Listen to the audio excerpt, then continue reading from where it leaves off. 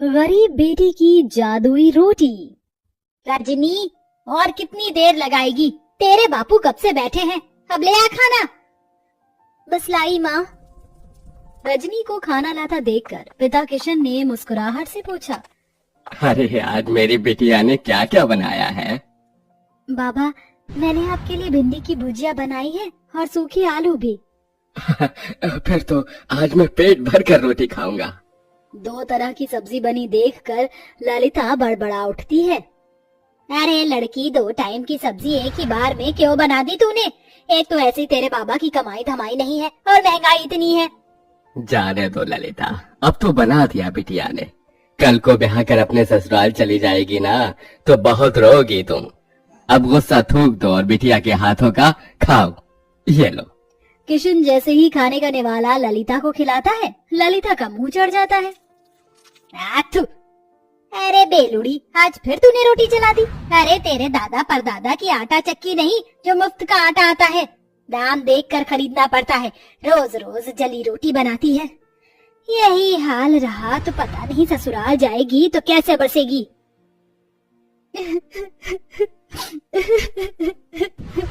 अरे बिटिया, तू रो क्यों रही है? तेरी माँ तेरे भले के लिए ही कह रही है ना।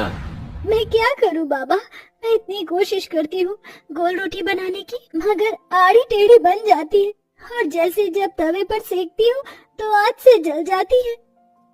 देख रजनी, कल तुझे देखने लड़के वाले आ रहे हैं। अच्छा खासा घर द्वार है उनका। मैं नहीं चाहती कि ये रिश्ता हमारे हाथ से जाए, समझी? अगले दिन सरस्वती अपने परिवार के साथ रजनी को देखने आती है। रजनी नजरें झुकाए हाथों में चाय नाश्ता लिए आती है। जी नमस्ते, लीजिए। भाई वाह, ये समोसे और कचौरी तो बड़ी स्वाद भरी है। ललिता जी, किसने बनाया? जी ये समोसे कचौरी सब बिटिया ने बनाया है। अरे वाह, ये तो सोने पर सुहागा हो गया। रूप की धनी तो है ही, खाना बनाने में तो हलवाई जैसा हाथ पाया है। अब तो आप शहनाई बजाने में देर मत कीजिए। मुझे अपने शुभम के लिए आपकी रजनी पसंद है। लड़के वालों के जाते ही किशन ने कहा, क्या जरूरत थी भाग्यवान उनको झूठ बोलने की, और इससे तो एक रोटी तक नहीं बनती। अगर सच बोल देती ना तो वो लोग रिश्ता तोड़कर चले जाते और इस तरह से इसका रिश्ता कहीं नहीं लगेगा। सारी जिंदगी कुंवारी बैठी रहेगी। अगर तुम्हारे पास लाखों का दहेज देने को हो तो ढूंढ लो नौकर चाकर वाला घर। अरे शादी के बाद ससुराल जाएगी तो धीरे धीरे सीख जाएगी। थोड़े दिन में रजनी ब्याह कर ससुराल आती है, जहाँ जेठानी चंद्रलेखा हुक्म चलाते हुए बोली, देवरानी जी, तुम पहली रसोई में मटर पनीर की सब्जी, छोले और मीठे में खीर बनाना और पूरी की जगह पर रोटी बनाना। वो क्या है ना, हम सब रोटी खाने के शौकीन हैं। ये सुनकर गरीब रजनी दुविधा में आ जाती है और जैसे तैसे पहली रसोई की रीत निभाकर सबको परोसती है।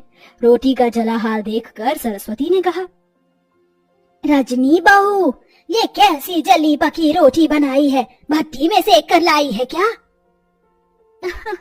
वही तो माँ जी, ऐसी कोयले से काली रोटी तो कुत्ता भी ना खाए।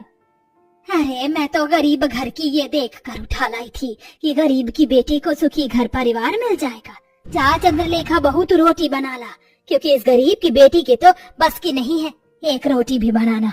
और तू मेरी गरीब बहू, जा जाकर इस रोटी को बाहर फेंक दे। सास से जली करी सुनकर रजनी रोटी लेकर बाहर चली आई।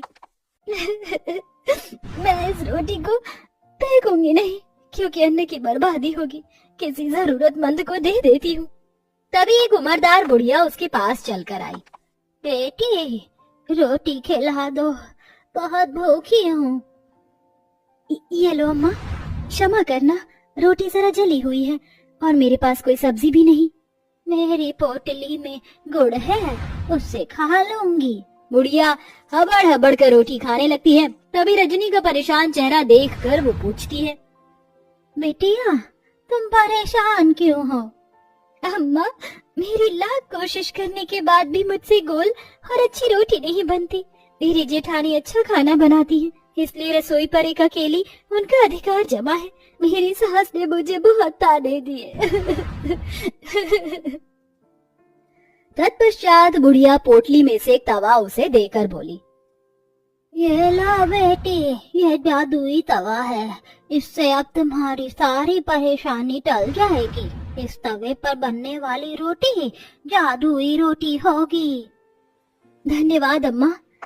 रजनी बुढ़िया का दिया हुआ जादुई तवा घर लेकर आई और अपनी सास से निडर होकर कहा, माँ जी, रात की रसोई मैं पकाऊंगी। इस बार कोई भूल चूक नहीं होगी, वादा करती हूँ। लगता है सवेरे की बेइज्जती से मेरी गरीब देवरानी का मन नहीं भरा, जो फिर जली कच्ची रोटी बनाकर नाक कटवाना चाहती है। देवरानी जी को एक मौका दे दीजिए माँ जी। ठीक है, मगर इस बार की रोटी भी तूने जली बुरी बनाई तो मैं तुझे कतई माफ नहीं करूंगी मेरी गरीब बहू। रजनी रसोई में लग जाती है। सब्जी तो बन गई, अब फटाफट से रोटी बनाती हूँ। रजनी जैसे ही चूल्हे पर तवा चढ़ाती, वह खरे सोने के समान चमचमाने लगता है। वह टेढ़ी मेढ़ी रोटी बेलकर तवे पर जैसे ही डालती है, रोटी जादू से एकदम गोल आकार की बन जाती है। अरे वाह, पहली बार मेरी रोटी एकदम गोल और प्यारी बनी है। मेरी जादुई रोटी, मैं चाहती हूँ कि तुम एकदम फूली बन जाओ। गरीब रजनी के कहते जादुई रोटी फूल कर गोल मटोल हो जाती है। वह सभी को रोटी परोसती है, जिसे खाकर सब दिल खोल कर तारीफ करते हैं।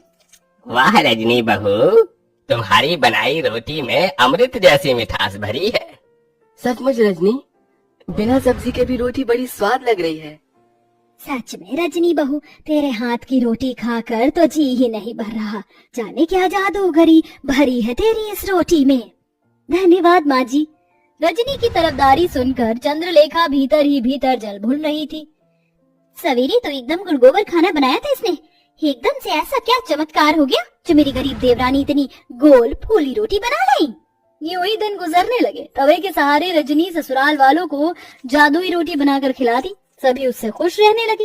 एक दिन उसके माता पिता उससे मिलने आए। जी नमस्ते।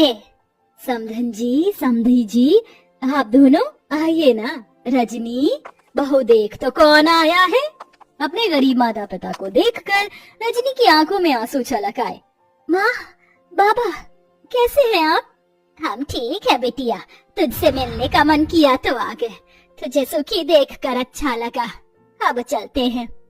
अरे ऐसे कैसे आए हैं, तो अपनी बेटी के हाथों की रोटी खाकर जाइएगा। रजनी रसोई में आकर रोटी बनाने में लग जाती है। आज मौका अच्छा है, जाकर देखती हूँ ये माजरा क्या है। चंद्रलेखा बहू, कहाँ चल दी? जाकर हल्दीराम से मिठाई समोसे ले आओ। जी माँ जी। इस गरीब देवरानी की किस्मत इतनी अच्छी है, आज भी बच गई। रजनी फट से अम्मा का दिया हुआ जादुई तवा चढ़ाती है। वह चमचमा उठता है। रजनी बेली हुई रोटी तवे पर डालकर कहती है, मेरी जादुई रोटी खूब फूलो फलो। ये कहते ही चमत्कार से जादुई रोटी तवे पर फुदक फुदक कर फूल जाती है। तभी माँ ललिता रसोई में आ जाती है। माँ, तुमने मेरी जान निकाल दी। अरे वाह रजनी, तू तो बड़ी अच्छी रोटी बनाने लगी।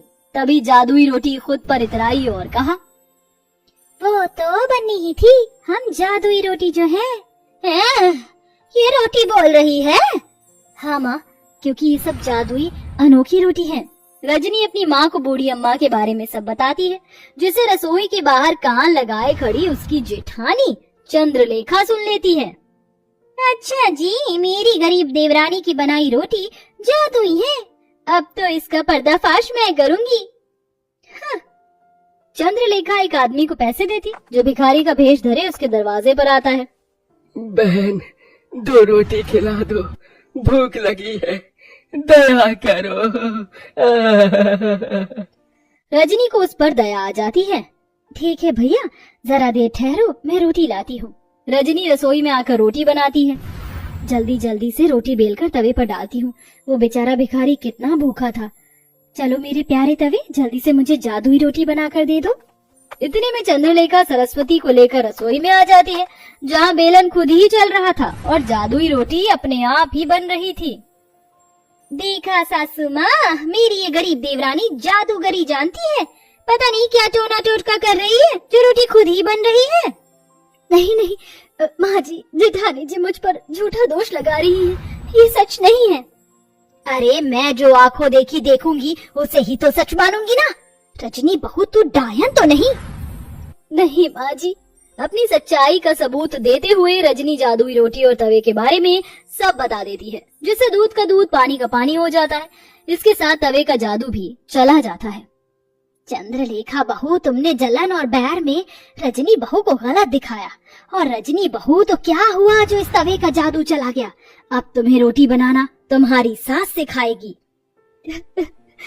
माँ जी, रजनी रोते हुए अपनी सास के गले लग जाती है और बड़े चाव से न केवल रोटी बनाना बल्कि सब कुछ बनाना सीख लेती है।